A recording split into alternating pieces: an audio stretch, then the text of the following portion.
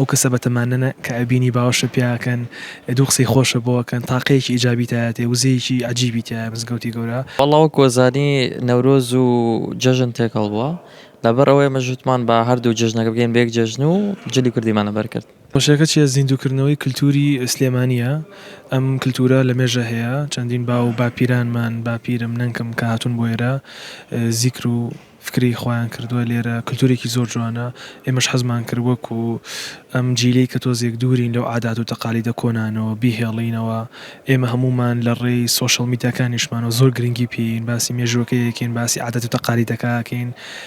جەژنە پیرۆزەکردن گەردن ئازای لە یەکتیکردن ئەو نوقڵ و شیرینی بەشینەوان نێرە ئەو خورمای ئێرە ئەو کەسە بەتەمانەنە کە ئەبینی باوەشە پیاکەن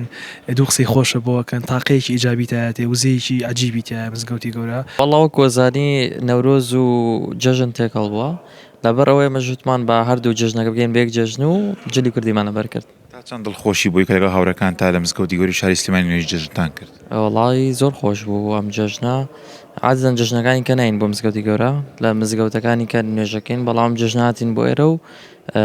ئێنەرجێکی زۆر خۆشی تێیە ئەم مزگەوتە.